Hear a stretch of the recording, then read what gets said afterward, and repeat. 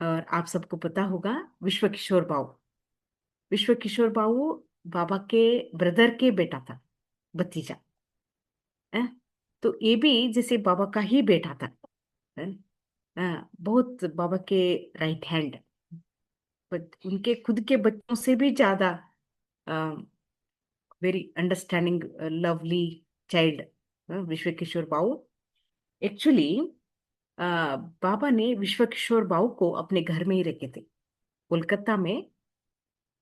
बाबा के घर में ही ये रहते थे, ये और उसकी युगल संतरी दादी, बाबा की वो भी बहू, इसके वाइफ। ये दोनों बहुत बाबा के क्लोज थे और राइट हैंड थे। बाबा ने विश्व किशोर बाऊ को भी एक बिजनेस करके दिया था, उसका भी एक डायमंड मर्चेंट था है? तो जब बाबा को साक्षात्कार हुए, बाबा सरेंडर हुए, उसके एक साल बाद विश्व किशोर बाऊ भी अपने युगल के साथ सरेंडर हुए थे। विश्व किशोर बाऊ को लौकिक बच्चे नहीं थे, इसलिए वो बंधन मुक्त थे। दोनों पति पत्नी यज्ञ में सरेंडर हुए और अंत तक बाबा के राइट हैंड बनकर बहुत सेवा की। विश्व के किशोर बाऊ यज्ञ में धारणाओं के लिए फेमस थे। मतलब वो अपना खाना अपने हाथ से बना के खाते थे। Even if he goes two centres, centre में ही जाते थे सेवाओं के लिए, अपने पास सारा सामान रखते थे वो, स्टोव है ना, बर्तन और ग्रोसरीज, एक किट ही होता था बोलते बाबू के पास।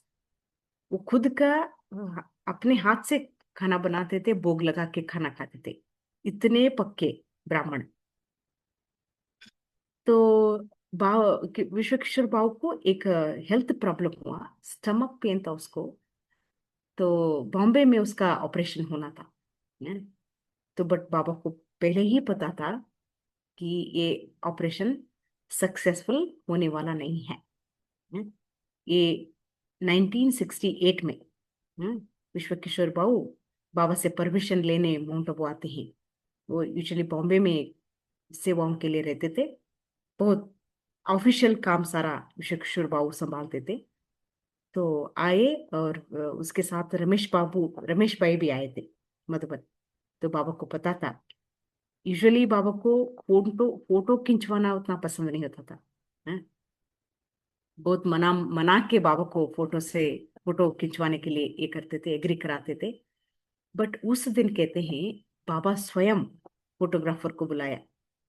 चंद्रहास दादा फोटोग्राफर थे यज्ञ में। तो उसको खुद बाबा ने बुलाया और एक फोटो खिंचवाया। It was the last photo. ये आप जो देख रहे हैं, ये लास्ट फोटो था विश्व किशोर बाऊ और ये रमेश भाई और बाबा। ये पीछे देखिए, ये कार है। कार, सारा सामान सब लोड किया हुआ है and they are about to leave from Madhuban. ये मधुबन का फोटो है। तो ऐसे बाबा पता होते हुए भी इतने साक्षी होकर रहते थे। और जब ऑपरेशन हुआ, पूरे रात बाबा ने उसको सकाश दी, क्योंकि बाबा को पता था आत्मा शरीर छोड़ने वाली है।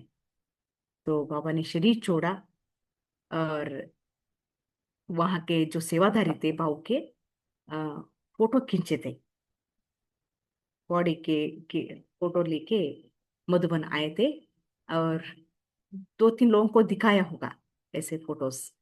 तो बाबा ने उसको बुला के पूछा, क्यों दिखा रहे हो, क्या इसका मतलब क्या है? हाँ, बच्चे को सबने देखा हुआ है? जब आत्मा शरीर में थी, इतना वंडरफुल पाठ बजाया चैतन्य में, हम सब ने देखा हुआ है। अभी ये शरीर के फोटोज दिखा के what are you trying to do? देखिए, ज्ञान की बात है, हर बात में ज्ञान है। There is no meaning at all.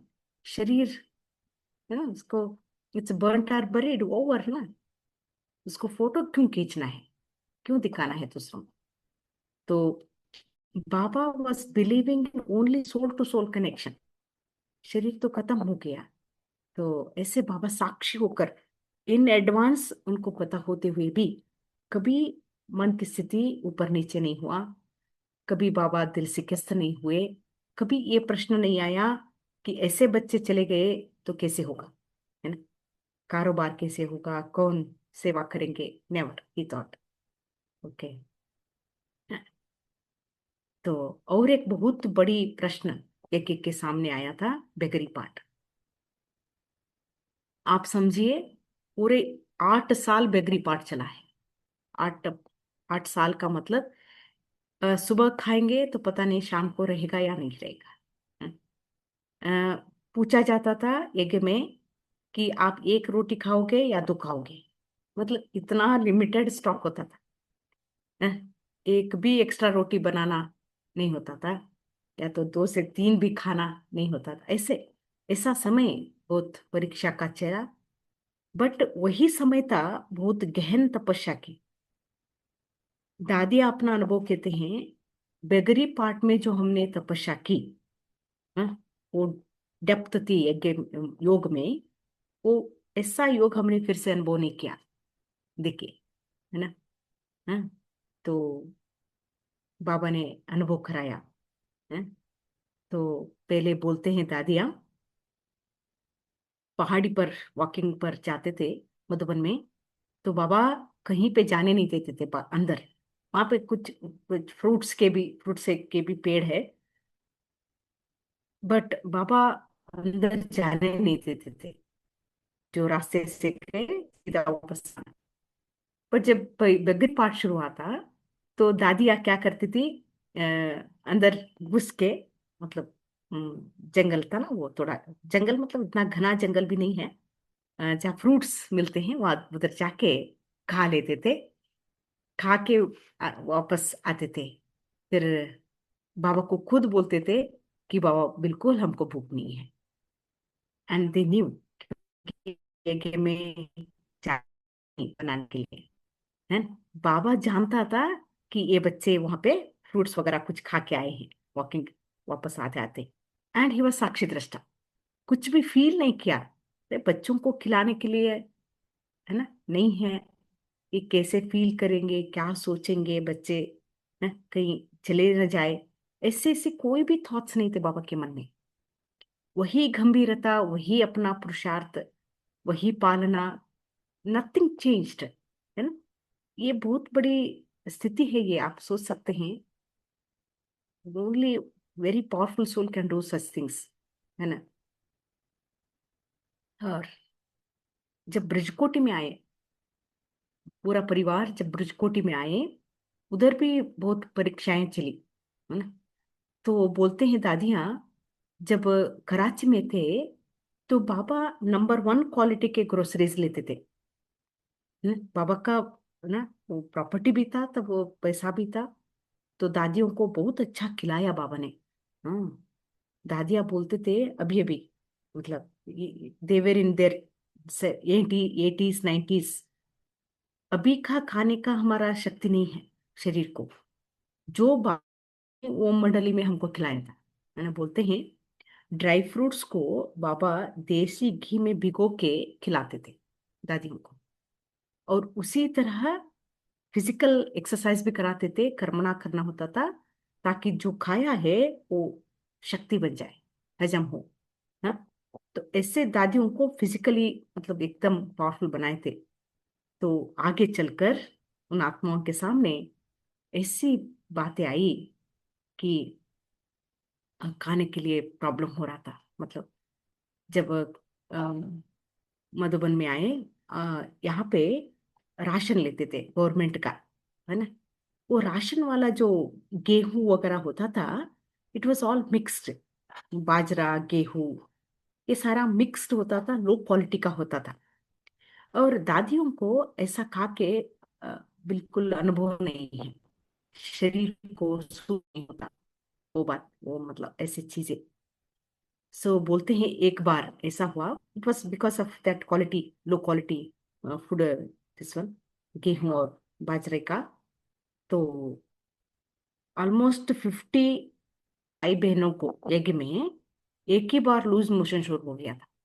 Loose motion मतलब वो जैसे कि सो गए, अ, इतना कमजोरी आ गई। तो तबीयत खराब हो गई इतनी सब, अराउंड 50 बाबा के बच्चों को। तो बट यज्ञ में डॉक्टर नहीं आ सकता था। एक नियम था एक में पहले कि कोई भी शरीर की प्रॉब्लम है, आप योग से ही निरोगी बनना है, योग करके उसको खत्म करना है। एक है। और दूसरी बात होती है कि पैसा भी नहीं है डॉक्टर को बुलाने के लिए। तो अ, तो बाबा क्या किए उस टाइम पे, इतने बच्चे तकलीफ में हैं, क्या करे। तो बाबा ने संदेशी को बुलाया, बोला कि जाओ, सुप्रीम सर्जन के पास जाओ, बताओ ये सारा ऐसा सीन चल रहा है यहाँ पे। तो संदेशी ऊपर जाती है भोग लेके। भोग क्या है, कुछ फ्रूट्स भी लेके गए होंगे। और बाबा वहां पे शिव बाबा ने संदेशी को ब्रजकोटि का एक कमरा दिखाया, और कमरे के एक कोने में कहीं पे ग्रोस मतलब ये है ना, सामान पड़ा हुआ रहता है ना, वहां पे एक छोटे से गठरी में कुछ ये है, क्या है, टैबलेट्स है।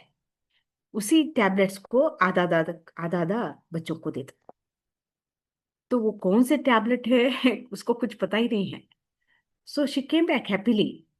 तो बाबा को बताया, और वो निकाले वो टैबलेट्स, कब कौन रखा था क्या रखा था कौन से टैबलेट पता ही नहीं है।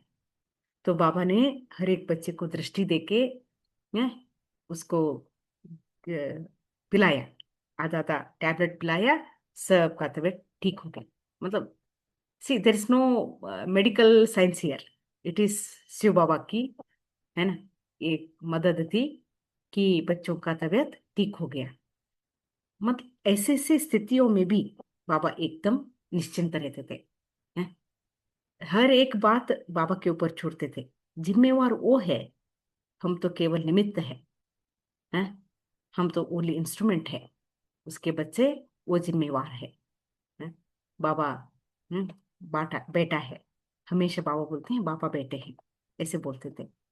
तो ब्रजकोटि में भी बहुत ऐसे बेगरी पाठ चला, बट बाबा ने बच्चों को निश्चय बुद्धि बनाया, और जो फिल्टर होने वाले थे, भागने वाले थे, वो तो वैसे भी भाग गए। तो बहाने बहाने करके कि, क्योंकि कराची से बहुत सारे हिंदू इधर आ गए थे, मतलब भारत में आ गए थे, हम रिश्तेदार से मिलके आएंगे, हमको लेटर आया है, ये वो करके जिसको जाना था वो चले गए। बट जो निश्चय बुद्धि पक्के, हम्म, वो 14 ईयर्स में भट्टी में पक्के होके निकले थे, वो तो और भी पक्के हो गए ये बेकरी पार्ट में, और भी पावरफुल हो गए, और बाहर जाके सेवाएं की। तो हाँ, तो हमेशा जब देख ऐसी सब परिस्थितियों को देखकर बच्चों के मन में क्वेश्चन होता था, बाबा क्या आगे, क्या कैसे होगा, ऐसे जा रहे हैं, हाँ, छोड़ के जा रहे, एक एक को छोड़ के जा रहे बाबा के अनन्य बच्चे, जिस 14 ईयर्स साथ रह के आप सोच सकते हैं, हाँ, जा रहे हैं। तो बाबा यही एक शब्द बोलते थे हमेशा, बच्चे, मीठे बच्चे, wait and see, wait and see, because drama अपने आप को हाँ, ये करते जाता है, ओपन होते जाता है। कल क्या होने वाला है आज हम नहीं बोल सकते, बट कर्म सिद्धांत के अनुसार स्वयं परमात्मा हमारे साथ है, उसके सिद्धांत के ऊपर है ना, क्या होने वाला है वो कल्याणकारी है, जो होगा वो अच्छा होगा। Just wait and see, wait and see, nothing new. हम कोई भी बात को पहली बार फेस नहीं कर रहे हैं, कल्प पहले भी हुआ था, हम विजयी बने थे, अभी भी वही होगा, नथिंग न्यू। बाबा बेटे हैं, ऐसे ऐसे शब्दों को यूज करके हैं, बाबा बच्चों को भी एकदम स्टेबल बनाते थे, खुद भी स्टेबल होकर पूरे यज्ञ को आगे बढ़ाते गए बाबा। आप इस फोटो में देखते हैं, बाबा है, ये मुखी गोविंद राम के, ये बहुत बड़े रिच वहाँ के घर, ये विश्व किशोर बाबू हैं, और इसकी युगल संतरी दादी। संतरी दादी वॉज संदेशी, वो ट्रांस में जाते थे, मैसेज लेके आते थे एक्चुअली। बाबा के अव्यक्त होने के बाद फर्स्ट मुरली जो चली, संदेश जो मिला, बाबा इसी के तन में प्रवेश होके मतलब मुरली चलाई थी। वो मुरली अगर मैं देखती हूँ अगर है तो दादी संतरी के द्वारा ही बाबा मुरली चलाए थे। बाद में दादी हृदय मोहिनी, दादी गुलजार ऑफिशियल बाबा के रथ बने, वो अलग बात है। बट दादी संतरी वॉज संदेश। देखे, हाँ, सकाश। आज भी बाबा ने सकाश की बात हमसे कही मुरली में, कि सकाश भी देना है, क्योंकि कल्याण के प्रति निमित्त है। हम सभी आत्माएं बाबा के बच्चे सकाश देने के निमित्त है, कल्याण के प्रति निमित्त है। साक्षी हो देखते सकाश अर्थात सहयोग देना है? सीट से उतर कर सकाश नहीं दी जाती। सीट से उतरना मतलब इमोशनल होना, सीट से उतरना मतलब क्वेश्चंस में आना, सीट से उतरना मतलब उस सीन के अंदर इंटरफेयर होके उसको चेंज करने की कोशिश, या तो ऐसी बातें। तो सकाश देना ही निभाना है। निभाना अर्थात कल्याण के सकाश देना, लेकिन ऊंची स्टेज पर स्थित होकर देना, इसका विशेष अटेंशन हो। निभाना अर्थात मिक्स नहीं हो जाना, निभाना अर्थात मिक्स नहीं हो जाना, लेकिन निभाना अर्थात वृत्ति दृष्टि से सहयोग की सकाश देना। तो बाबा ये हमको सिखाते हैं। आज भी बाबा बोले, जिन आत्माओं को आप सकाश देंगे वो आपके द्वापर के भगत होंगे, क्योंकि आपने अपने मन से सुख शांति दिया है, उसको वो भक्ति के रूप में वो रिटर्न करेंगे। नहीं? तो सकाश देने के लिए भी क्या चाहिए? एकदम साक्षी स्थिति चाहिए, तभी तो मन एकाग्र होगा, मन की शक्ति चैनलाइज होगी, है। तो ऐसी स्थिति बाबा की थी। ये अव्यक्त महावाक्य है, बट ये बातें बाबा के लाइफ में धारणा नहीं थी।